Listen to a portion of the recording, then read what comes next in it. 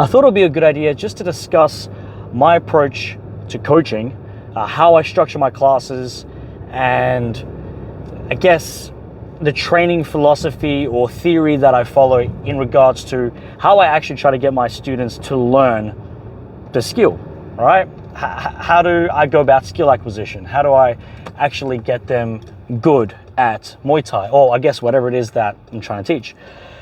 Just a heads up, I don't have any, or I guess, notes for this. I haven't really sat down and thought about it. Even though I think about these things a lot, I haven't thought about exactly how I'm going to discuss this topic.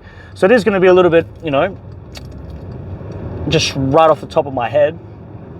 And on that note, I am quite bad ADHD. So I might talk in circles a little bit. I might repeat things. But the main idea is to flesh out, I guess, what's in here. So my apologies if it does seem a little bit off topic sometimes, but it is all related in some way, shape or form. So I guess before I talk about how I actually structure my classes, might be a good idea to discuss, going first on the topic of, my approach to getting the skill. Like how do I believe is the best way to actually learn these Muay Thai skills or combat skills? So first up, I was trained in a very, very traditional style of Muay Thai. The gym, come from a very, quite a well-known Muay Thai gym. And I'm very thankful for my experience there and what I learned. And I wouldn't be who I am without that experience. And, following that very, very traditional style, it's very, very common for people to just do what they were taught, as a mindset. I heard another student say this, if it ain't broke, don't fix it. I've never been like that. I've always tried to push the convention, the current convention, how do things work? Why does this work? And sometimes I've been doing something, I'm like, okay, how does this carry over? And so I've always been one to try different things and new things and experiment and, try something else and see if it works. If it doesn't work, discard it. And I think that's okay. And I might come around, I might discard something and come back later and think that it works, actually it's good. So that's something that's, I feel like people need to understand about me. So I'm saying so a lot, but I guess that's just how I speak. One thing that I am a big believer in, and I know it's a bit of a buzzword at the moment, and especially in the jiu-jitsu community, and that's the whole ecological approach or the ecological dynamics, which in itself is not a methodology, but it's I think it's a theory of how we learn to move in environment, right? So if you look at movement-based sports, soccer, rugby, tennis, basketball, Muay Thai, all right, there's movement, and there's how we perceive, perceive things in the environment and how we react to those perceptions. And so obviously Muay Thai, combat sports is no exception to that. And so the more we are doing things which are representative of the performance environment, right, which in Muay Thai would be a fight, the more skill transfer there'll be. But that doesn't mean just freestyle sparring. That means creating drills or, sparring type drills where you want a particular skill to emerge and then drilling that. And again, the whole ecological thing, there's people hate the word drill, all right, so we generally call them games, but sparring games which help allow someone to develop a particular skill. Now, I don't want to make a whole video on that right now, so I'm a big believer of that. That being said, I'm not purely or 100% ecological, not because I don't think it works, but it's primarily for a few reasons, which I want to talk a little bit more about in another video, but I do a bit of a hybrid. Primarily because I don't know how to, with I guess, the tools that I have at the moment to make everything ecological. I just don't have the infrastructure right now as a coach. I would need a lot more assistance, I think, to make that work, because I need to be watching, making sure people are safe. So I do use, obviously, still a traditional approach to teaching some things. And when I say traditional, it's like you demonstrate, the person practices in an environment where the other person's expecting it. So it's like a scripted environment.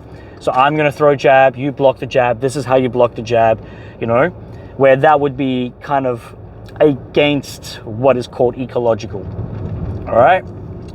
So I still use that for, you know, for a few reasons. One reason as well is I still want things looking a particular way, and I'll talk more about that in another video, but I still want it to look like Muay Thai. You know, there can be a debate of whether or not that's the most effective way for things to be. That's another discussion. So because I'm a believer of that, I'm always creating environments in my classes where people, from day one, for beginners as well, but I do it in a way that's safe and it's level appropriate. So you have what's called scaling. So if someone's a beginner, you have an easier, something that's easily, that they can process, all right? That they're not being overwhelmed by the exercise.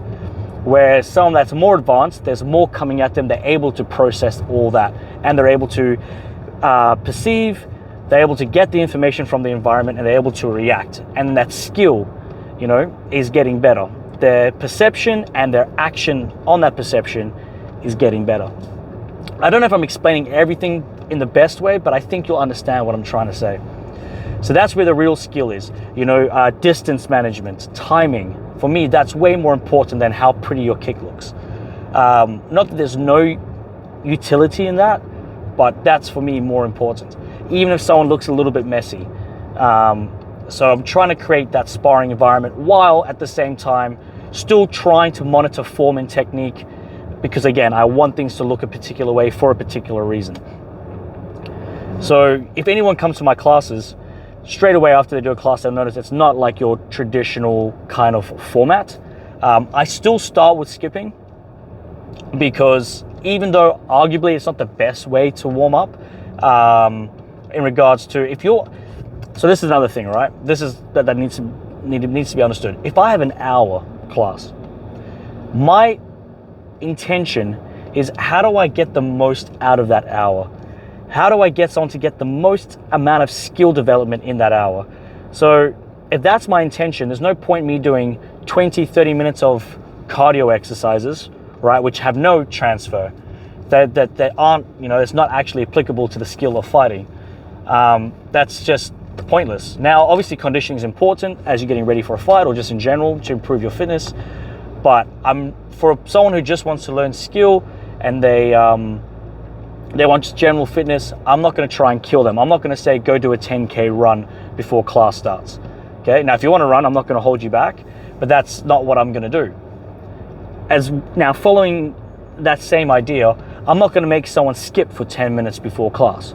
If I had a 3-hour training session, maybe, but then, you know, you can debate how long training sessions should be as well. But, you know, just a warm up to get the body warm and switch their brain on. That's essentially what you need to do, and then you get straight into it.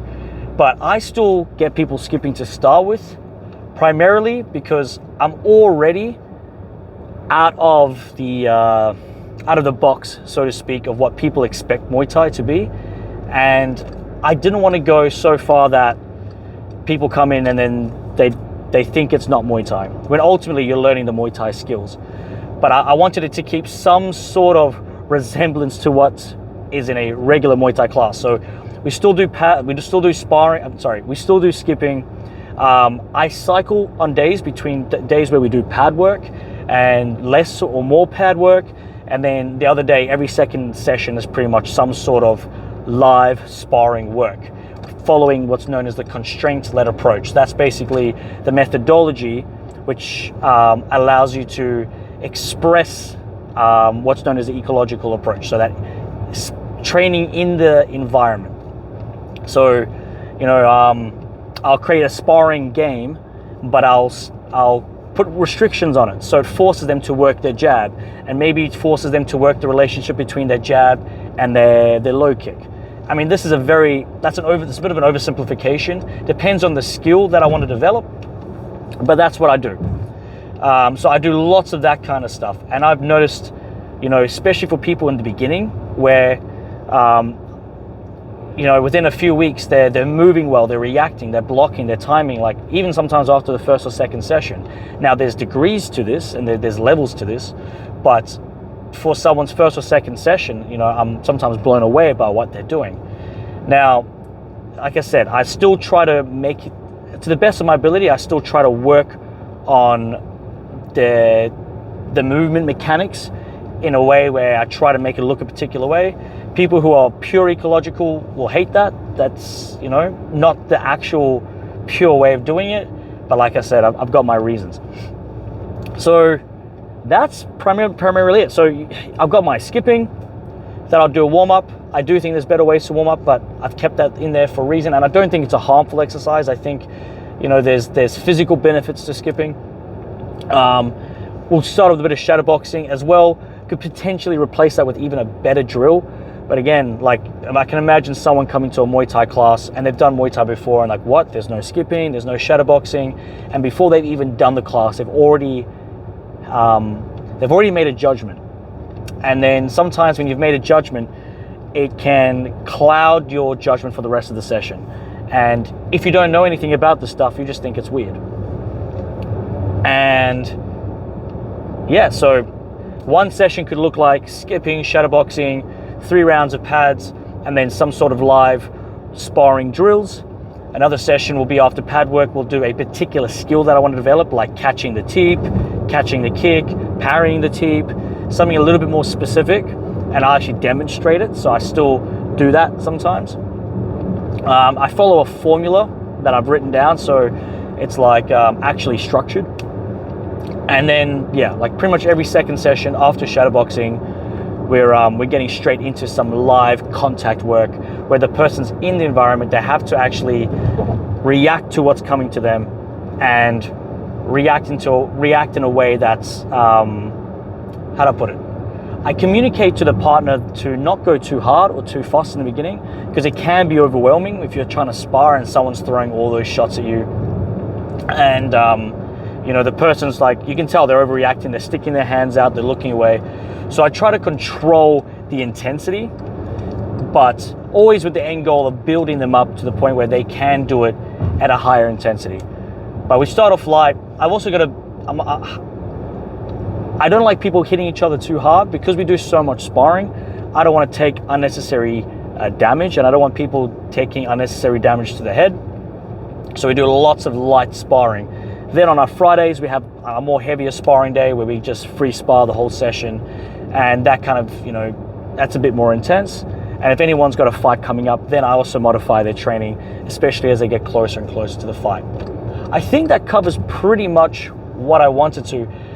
If you have any questions on that, put a comment down. I'm happy to answer any questions. I felt like there was more that I wanted to get into, but I think that covers it for now. So until next time, catch up.